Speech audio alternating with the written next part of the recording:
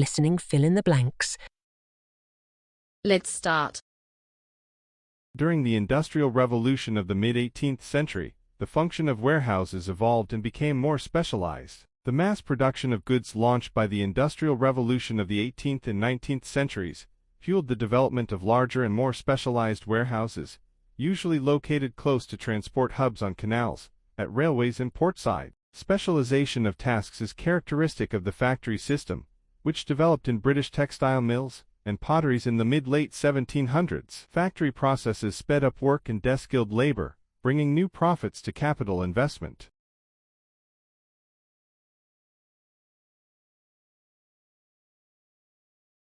Sawmill, machine or plant with power-driven machines for sawing logs into rough squared sections or into planks and boards. A sawmill may be equipped with planing, molding, tenoning, and other machines for finishing processes. The biggest mills are usually situated where timber can be brought by river or rail, and the design of the mill is affected by the mode of transportation. Waterborne logs float into the mill and are dragged out and turned by a winch. More space is necessary for storage in the rail-borne system. An overhead crane serves the stockyard and carries the logs to the machines.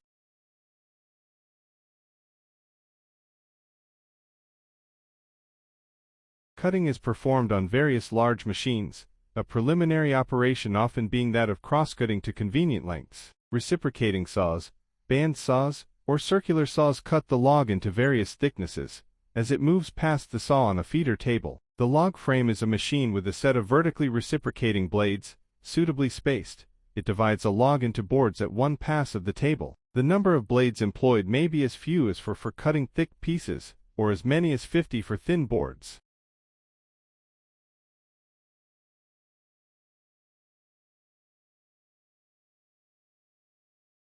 From the first rays of the sun to the moonlight of the moon, from the open fields, from the gardens to the forests and mountains, from the melodious music of the river to the waves rising in the sea, the chirping of a bird sitting on a tree, whatever are the natural resources available around us, we should experience it all and enjoy it. Because until we do not realize its importance, and until we do not learn to appreciate its beauty, it cannot be a matter of importance for us. The feelings of a painter, poet, writer, and artist are awakened only when he imagines it in the lap of nature in a calm environment. Only then he puts it on paper. Without it, there is no color in life.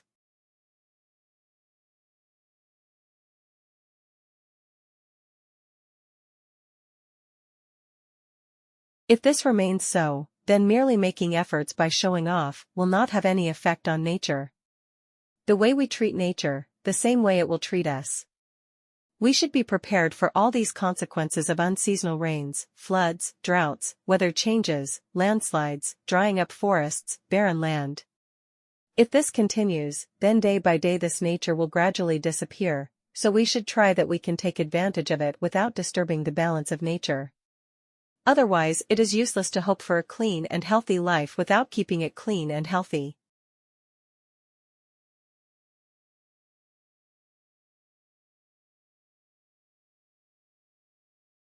Some educators and parents are suspicious of mother tongue-based teaching programs because they worry that they take time away from the majority language.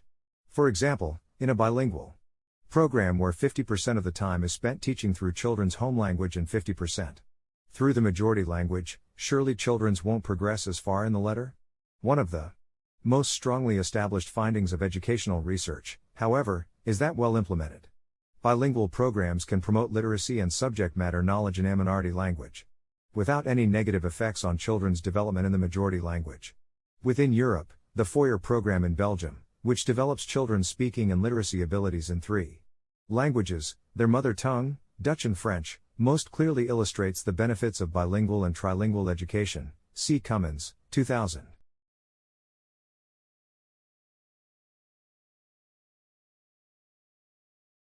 The repeating cycle of sand inching up the windward side to the dune crest, then slipping down the dune slip face allows the dune to inch forward, migrating in the direction the wind blows. As you might guess, all of this climbing then slipping leaves its mark on the internal structure of the dune. The image on the right shows fossil sand dune structure preserved in the Merced Formation at Fort Funston, Golden Gate National Recreation Area. The sloping lines, or laminations you see are the preserved slip faces of a migrating sand dune. This structure is called cross-bedding and can be the result of either wind or water currents. The larger the cross-bedded structure, however, the more likely it is to be formed by wind rather than water.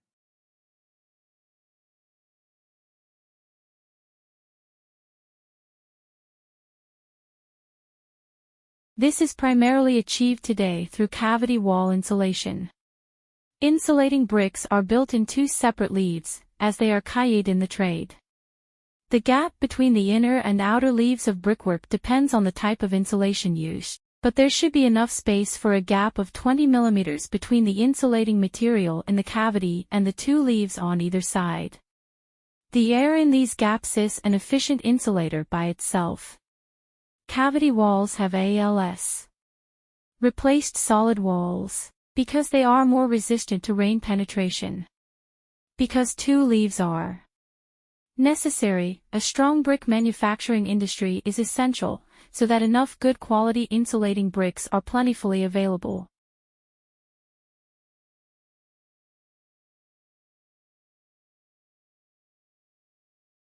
The feelings of a painter, poet, writer, and artist are awakened only when he imagines it in the lap of nature in a calm environment. Only then he puts it on paper.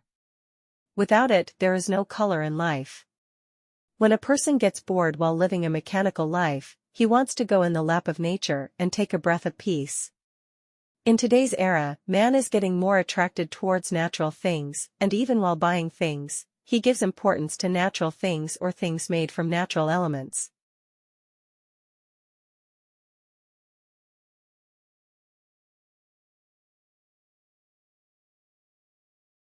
We want a lot from nature but at our cost. Planting of plants is not happening at the rate at which we are making products by cutting down trees and reducing forests. We need clean water to drink, but we throw all the poisonous water from the factories in the rivers only. We need chemical-free fruits and flowers and food to eat but do not stop using chemicals. If this remains so, then merely making efforts by showing off will not have any effect on nature. The way we treat nature, the same way it will treat us. We should be prepared for all these consequences of unseasonal rains, floods, droughts, weather changes, landslides, drying up forests, barren land.